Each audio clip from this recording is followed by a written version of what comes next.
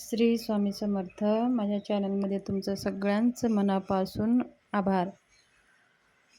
गुरुपौर्णिमा निमित्त 21 दिवसाची स्वामी सेवा कशी करावी. गुरुपौर्णिमा 29 जुलैला आहे, तर आपल्याला 21 दिवसाची स्वामी सेवा करायची आहे. तर समजा आता आपल्याला काही पिरियड असेल, काही आपल्याला अडचण येत आहे किंवा गावाला जायचं असतं, लग्नामध्ये जायचं असतं, त्याच्यामुळे 21 दिवस आपले पूर्ण भरत नाही. म्हणून आपण आजपासूनच स्वामी सेवा करायला सुरू करायचं आहे. आपले जर महिन्यावारीमध्ये जर ते 5 दिवस आले, तर मग आपले 21 दिवस पूर्णमध्ये भरणार नाहीत. म्हणून आज 1 तारीख आहे. या दिवशी मला व्हिडिओ बनवायचं हेच कारण आहे की आपल्या ज्या महिन्यावारीचे जे दिवस असतात किंवा काही अडचणी असतात किंवा आपल्याला काही अचानक बाहेर जावं लागतं, ह्या सगळ्या कारणामध्ये आपली सेवा खंडित होते. म्हणून आजपासूनच आपण 21 दिवसाची स्वामी सेवा ही संकल्पयुक्त स्वामी सेवा करायची आहे. संकल्पयुक्त सेवा म्हणजे काय?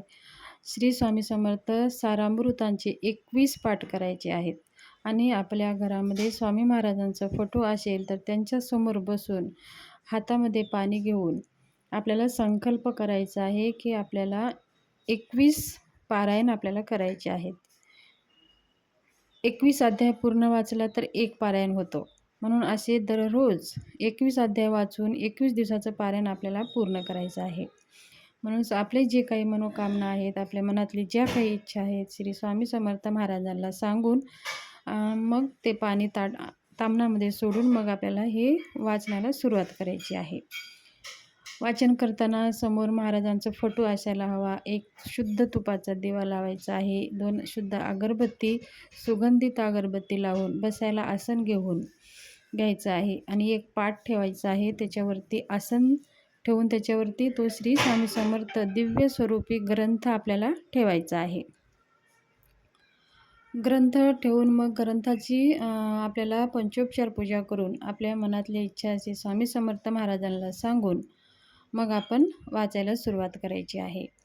आता समजा आता एकाच बैठकीमध्ये हे वाचन केलेलं खूप शुभ मानलं जातं आणि एकाच वेळेमध्ये म्हणजे आज आपण जर सकाळी 10 वाजता जर वाचन केलं तर दररोज 10 वाजताच हा वाचन करायला पाहिजे. जसं आपल्याला जमेल त्या वेळेमध्ये ह्या ग्रंथाचं वाचन आपल्याला करायचं आहे.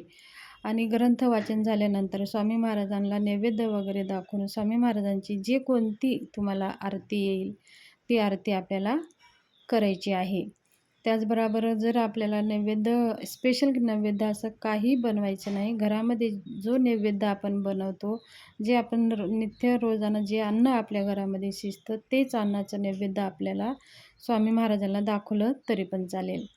अशा प्रकारे ह्या ग्रंथाचं वाचन करायचं आहे आणि गुरुपौर्णिमापर्यंत 21 अध्याय वाचून 21 पारायण पूर्ण करून महाराजांच्या चरणी अर्पण करायचं आहे आणि महाराजांना सांगायचं आहे की आपल्या मनातल्या ज्या काही इच्छा आहेत, ज्या काही समस्या आहेत त्यापासून दूर व्हावं आणि आपल्या जीवनातले जे काही अडथळे आहेत ते पण दूर व्हावं म्हणून स्वामी महाराजांना विनंती करून ह्या ग्रंथाचं आपल्याला दिव्य स्वरूपी ग्रंथाचं पारायण पूर्ण करायचं आहे.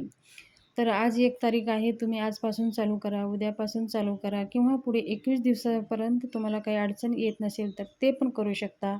जर काही अडचणी येत असतील तर मग तुम्ही आजपासूनच ह्या पारायणाला सुरू करू शकता.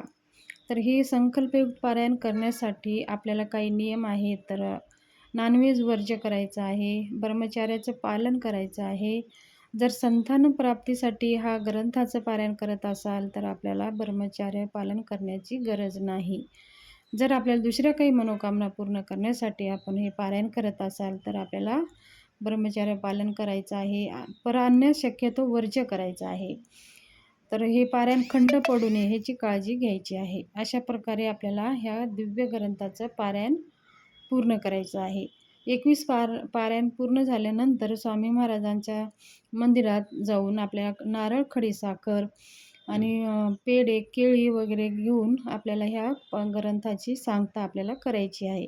यथाविधी दान करून अन्नदान करू शकता. तुमच्या इच्छेनुसार तुम्ही काही दान करू शकता आणि महाराजांना सांगून यायचं आहे की आपण 21 पारायण पूर्ण केलेले आहे आणि आपल्या मनातल्या ज्या काही इच्छा आहेत ते पूर्ण व्हावं.